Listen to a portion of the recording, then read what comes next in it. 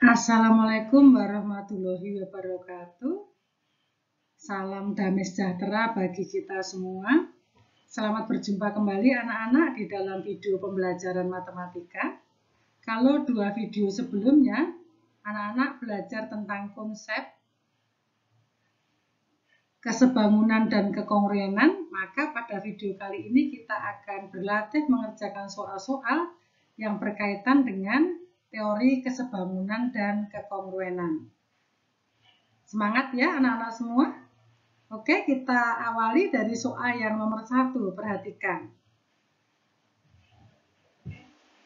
Pertanyaannya adalah, jika panjang BD sama dengan panjang DC, maka buktikan segitiga CDA kongruen dengan segitiga CBE.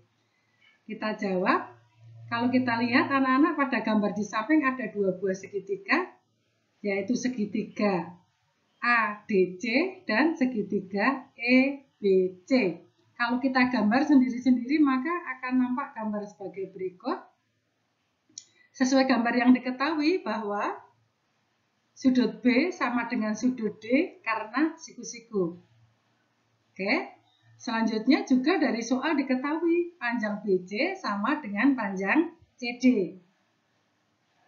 Kemudian sudut C sama dengan sudut C karena sama-sama berimpit. Ya. Kalau begitu, dua segitiga EBC dan ADC kongruen berdasarkan teorema sudut, sisi, sudut. Begitu ya? Oke, mudah-mudahan kalian semua paham. Lanjut ke soal yang berikutnya. Soal yang kedua. Bisa kalian baca sendiri? Oke, pertanyaannya, segitiga ADE kongruen dengan segitiga KUE, persyaratan atau teorema manakah yang dipenuhi? Ya, gambarnya akan kita gambar ulang. Berikutnya akan kita beri tanda sudut-sudut yang sama besar. Yang pertama menurut soal tadi adalah sudut DAU sama dengan sudut DKU diketahui. Kami tunjukkan itu. Selanjutnya, sudut AED sama dengan sudut KEU. Meskipun itu tidak diketahui, tetapi kita bisa menyimpulkan bahwa dua sudut itu sama besar karena posisinya adalah bertolak belakang. Nih. Oke. Berikutnya, karena dua pasang sudut sudah sama besar, maka akibatnya adalah sudut yang ketiga pasti sama, yaitu pasangan antara sudut ADE dan sudut KUE, sama besar. Oke. Padahal dari soal diketahui bahwa panjangnya AD sama dengan panjang KU. Oke. Sehingga teorema mana anak-anak yang memenuhi? Teorema yang menunjukkan bahwa segitiga ADE kongruen dengan segitiga KUE. Kalau kita lihat tadi sudut A sama dengan sudut K, sisi AD sama panjang dengan sisi KU, sudut D sama dengan sudut U. Dengan demikian, maka teorema yang dipenuhi adalah teorema sudut, sisi, sudut. Next, ke soal yang ketiga. Perhatikan gambar berikut. Ya. Banyak segitiga anak-anak ya. Banyak itu segitiga. Tapi segitiga yang paling besar adalah segitiga ABC sama kaki. AC dan BC sama panjang. CP itu garis tinggi. Berarti kita dapat menyimpulkan bahwa AP panjangnya sama dengan BP. Pertanyaannya, dari banyak segitiga yang nampak pada segitiga tersebut, berapa banyaknya pasangan segitiga yang kongruen? Oke, kita cari ya anak-anak bersama-sama satu persatu. Yang pertama, saya temukan segitiga APS kongruen dengan segitiga GPS. Bisa cari yang lain? 2. Itu Segitiga ASR kongruen dengan segitiga BSQ. Yang ketiga, segitiga RSC. Perhatikan RSC, ya. Berarti kongruen dengan segitiga QSC. Masih ada? Ya. Ada lagi yang kelima.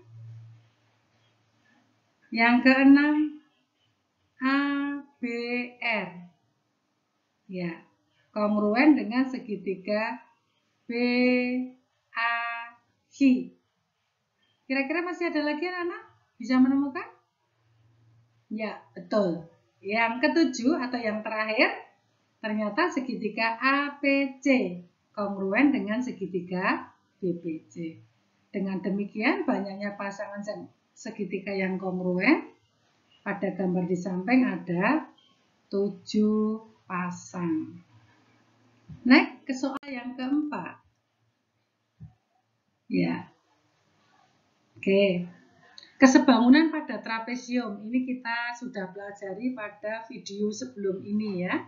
Nanti bisa dilihat lagi. Bisa dibuka-buka lagi videonya. Dengan menggunakan konsep kesebangunan pada segitiga, maka bisa ditemukan rumus yang dapat digunakan untuk mencari panjang FC sebagai berikut anak-anak. Ya. Oke. Kita isikan yang sudah diketahui. Ya. FC sama dengan BC-nya sudah diketahui. ED-nya diketahui, kita ganti ED-nya 5. Ditambah DC-nya 3 kali AB-nya 20 dibagi BC tambah DC. BC-nya tadi 6, DC-nya 3. Tinggal hitung anak-anak. Oke. Hitung lagi. Ya. 90 bagi 9 itu 10 ya. Jadi panjang FC 10 cm. Lanjut ke soal yang berikutnya.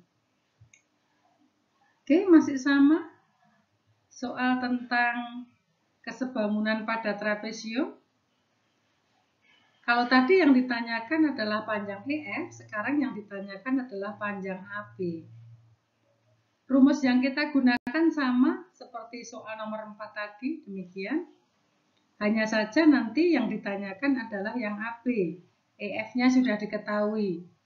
Kita masukkan, kita gantikan. Yang sudah diketahui angka-angkanya tadi. EF-nya 11,2 ya. AE-nya tahu 6, DC-nya 8, DE-nya 4, AB belum diketahui, berarti tetap kita tulis AB. AE tambah DE berarti 6 ditambah 4. Oke, kita hitung. 11,2 sama dengan 48 ditambah 4AB. 4 kali AB berarti 4AB dibagi 10. Untuk bisa mendapatkan nilai AB, maka 10 kita kalikan ke kiri, kita kalikan silang. Sehingga menjadi 11,2 kali 10 sama dengan 48 ditambah 4AB. Ya, 11,2 kali 10 itu 112 ya. Sehingga untuk mencari AB 48 kita pindah ke ruas kiri, menjadi dikurangi. Kita hitung. Oke, berarti AB sama dengan 64 dibagi 4, hasilnya adalah 16. Jadi panjang AB 16 cm. Soal selanjutnya. Oke, ini gambarnya. Ya. Juga pada video sebelumnya nanti dilihat lagi. Kesebangunan pada segitiga siku-siku, ingat bahwa ini anak-anak, pada setiap segitiga siku-siku, jika ditarik garis dari sudut siku-sikunya dan tegak lurus ke sisi miring, maka akan selalu berlaku rumus sebagai berikut. Oke. Nah, sekarang kalau kita kembali ke soal, yang ditanyakan adalah panjang QS. Harusnya panjang QS kita cari pakai rumus yang paling bawah anak-anak. PS kuadrat sama dengan SG kali SR. Tetapi rumus ini belum boleh atau belum bisa kita gunakan. Kenapa? Ya, karena panjangnya IS dan panjangnya PR sama-sama belum diketahui. Oke, kalau begitu bagaimana caranya? Caranya adalah kita harus mencari panjangnya PS terlebih dahulu. Oke, PS kita cari, lihat. Nih, kita akan mencari panjang PS dulu ya. Tadi segitiganya kita gambar lagi di sini. Perhatikan segitiga PSR atau RSP itu siku-siku DS. Di kelas 8 kalian sudah belajar bahwa untuk setiap segitiga siku-siku selalu berlaku Pitagoras. Sehingga PS bisa kita cari pakai teorema Pitagoras. PS kuadrat sama dengan sisi miring kuadrat dikurangi dengan sisi tegak kuadrat. Kita hitung. PR-nya 10, RS-nya 8. Iya. Iya. Oke. Jadi PS ketemu 6 ya anak-anak. Kita lihat PS-nya ketemu 6. Nah, karena PS sudah diketahui panjangnya 6, sekarang baru kita bisa mencari panjangnya SG pakai rumus yang tadi. PS kuadrat sama dengan SG kali SR. Kita masukkan, PS kita ganti 6. SG tetap karena yang ditanyakan, sedangkan SR kita ganti 8. Kita hitung. Iya. Iya. Oke, 36 bagi 8, 4,5. Jadi panjang SG adalah 4,5 cm. Ke soal berikutnya. Anak-anak, sekarang kita akan belajar aplikasi soal kesebangunan di dalam soal cerita atau ke dalam soal cerita atau ke dalam permasalahan yang ada di kehidupan sehari-hari. Perhatikan, diketahui tinggi tiang bendera itu 3 meter.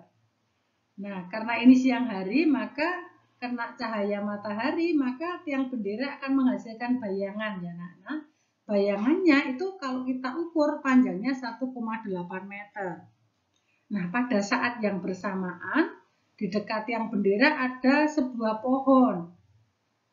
Tingginya belum diketahui. Yang diketahui adalah panjang bayangan pohon itu ternyata 2,1 meter. Nah, tugas kalian adalah mencari tinggi pohon. Oke, kita identifikasi satu-satu anak-anak. Ya. Tinggi tiang tadi 3 meter. Oke, saya gambar ya. Yang namanya tinggi berarti bentuknya begini. Ya. Tinggi tiangnya 3 meter. Saya singkat TT. Bayangan. Yang namanya bayangan itu kan berarti letaknya di tanah ya, sehingga mendatar ya. Bayangannya 1,8. Jadi kita gambarkan seperti ini bayangannya. Oke. Jadi bayangannya kan terletak pada tanah sepanjang 1,8.